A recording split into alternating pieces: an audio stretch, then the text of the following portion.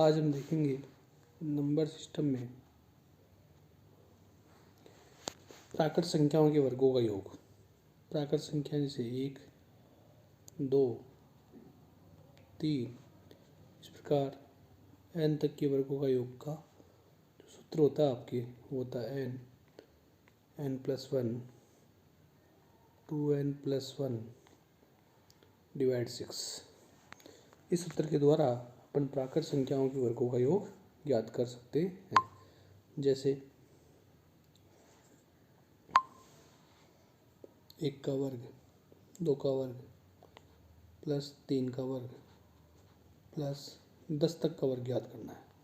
तो सूत्र में n का मान रखेंगे 10, तो यहाँ रखेंगे 10, 10 और 1 होते हैं आपके 11 और यहाँ 10 रखेंगे, 10 दूना 20 और 1 21/6।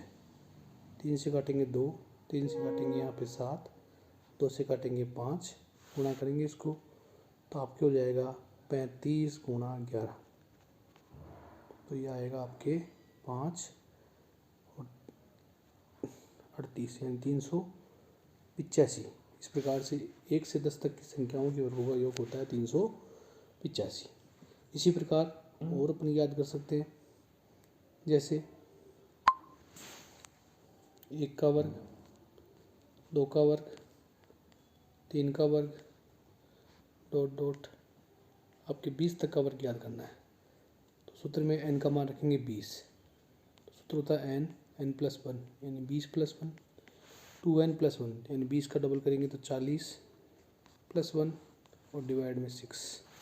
तो आपके आएगा 20, 21, 41 डिवाइड बाई 6। 3 से काटेंगे 2, 3 से काटेंगे 7, 2 से काटेंगे 10 और गुणा करेंगे इसको 7, 7 चौक 28 और यह आ जाएगा आपके 2870। इस प्रकार से अपन प्राकृत संख्याओं के वर्गों का योग ज्ञात कर सकते हैं। आगे देखते हैं और जैसे अब सूत्र तभी काम करेगा जब 1 से पूछा जाए। अब मान लो आपको बीच में से पूछा जाए 11 से, 11 का वर्ग, 12 का वर्ग, 13 का वर्ग प्लस डॉट डॉट डॉट और 20 तक का वर्ग पूछा जाए।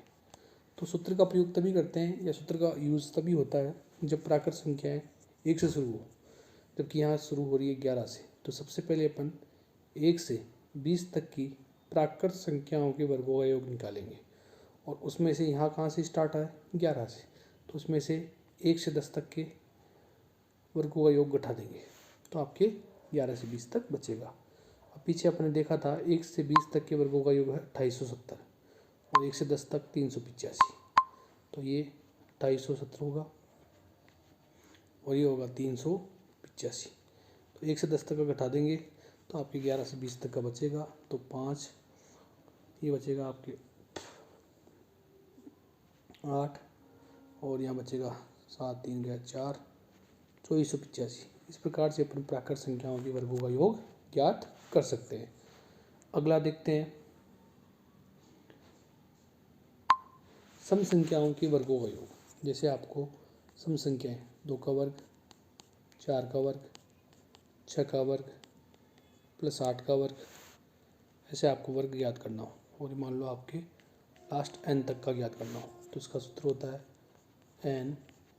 n+1 2n+1 sorry n+1 n+2 divide में 6। इसी प्रकार विषम संख्याओं के वर्गों का योग, जैसे 1 का वर्ग, 3 का वर्ग, 5 का वर्ग, इसमें भी n तक के वर्ग निकालना हो तो इसका सेम यही सूत्र होता है n+1 n+2 डिवाइड में 6। दोनों का समान सूत्र होता है। इस सूत्र के द्वारा अपन सम संख्याओं के वर्गों का योग और विषम संख्याओं के वर्गों का योग ज्ञात कर सकते हैं। जैसे देखते हैं क्वेश्चन, जैसे 2 का वर्ग, 4 का वर्ग, 6 का वर्ग प्लस डॉट डॉट डॉट 20 का वर्ग प्लस 20 का वर्ग। तो यहाँ पर n का मान हो गया आपके 20। तो सूत्र होता है n+1 n+2 डिवाइड में 6। तो सूत्र मान रखेंगे n की वैल्यू है 20, 20 और 1 21, 20 और 2 22 डिवाइड में 6। 3 से काटेंगे 2, 3 से काटेंगे 7, 2 से काटेंगे 11, गुणा करेंगे 11 7 77, 77 गुणा 20 करेंगे तो आपके 15 40। इस प्रकार से अपन सम संख्याओं के वर्गों का योग ज्ञात कर सकते हैं। इसी प्रकार विषम संख्याओं के वर्गों का योग 1 का वर्ग, 3 का वर्ग, 5 का वर्ग डॉट डॉट डॉट आपको मान लो 15 तक का वर्ग ज्ञात करना है। तो n की वैल्यू हो जाएगी यहाँ 15 और सूत्र आपके होता है n+1 n+2 डिवाइड में होता है 6। सूत्र मान रखेंगे n का मान 15, तो 15 15 1 16, 15 और 2 17 डिवाइड में 6।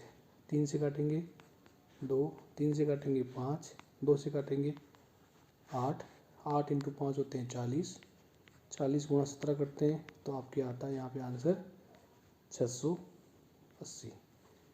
इस प्रकार से अपन विषम संख्याओं के वर्गों का योग ज्ञात कर सकते हैं। आगे देखते हैं अब कुछ और क्वेश्चन। इकाई का अंक ज्ञात करना।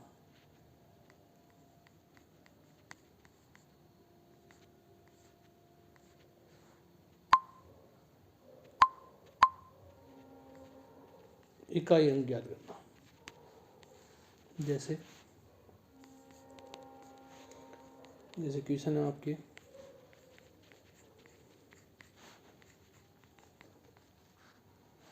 इसके गुणनफल में इकाई का अंक होगा। इसके गुणनफल में इकाई अंक होगा। तो इसके गुणनफल में इकाई अंक होगा। इसके लिए अपन क्या करेंगे, देखो जब भी अपने को इकाई का अंक ज्ञात करना हो तो अपन सभी नंबर के इकाई अंक को गुणा करेंगे। तो सभी नंबर पहले में 7, दूसरे में 2, तीसरे में 3 गुणा करते हैं आपके तो ये आता है 42 और 42 में इकाई का अंक है 2।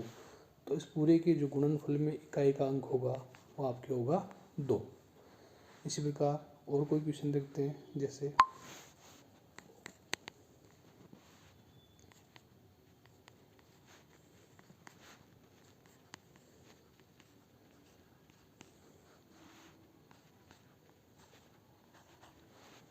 के गुणनफल में इकाई का अंक के गुणनफल में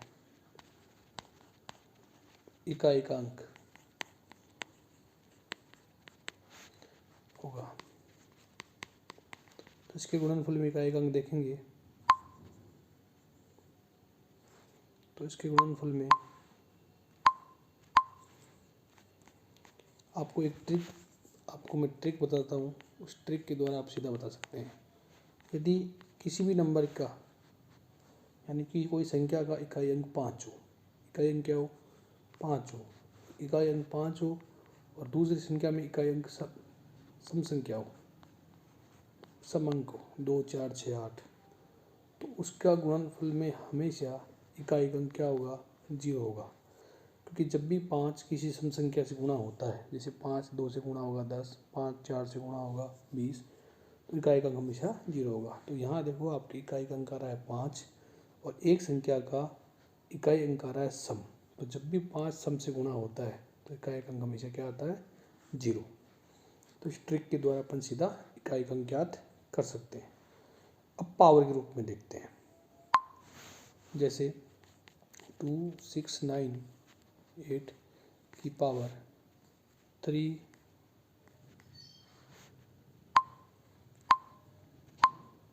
3 4 2 के प्रसार में इकाई अंक के प्रसार में आपको बताना इकाई अंक क्या होगा। तो इसकी ट्रिक होती है, इसकी क्या ट्रिक होती है, इसकी ट्रिक होती है कि सबसे पहले अपन जो पावर होती है उस पावर में 4 से डिवाइड करके शेषफल ज्ञात करते हैं। क्या ज्ञात करते हैं शेषफल। 4 से डिवाइड क्यों करते हैं, इसका भी कारण है। इसका क्या कारण है 4 से डिवाइड करने का, बताता हूँ मैं आपको। अब 4 से डिवाइड करेंगे तो 4 से डिवाइड करने का नियम होता है लास्ट के 2 अंकों में डिवाइड करो, तो आपके शेषफल बचेगा 2। क्या बचेगा शेषफल 2। अब आधार में, यहाँ आधार में इकाई अंक क्या है 8, उसकी पावर लगाएंगे शेषफल को 2, तो 8 की पावर 2 आपका होता है 64। 64 में इकाई अंक क्या आ गया 4, तो उसके प्रसार में इकाई अंक क्या होगा 4 होगा।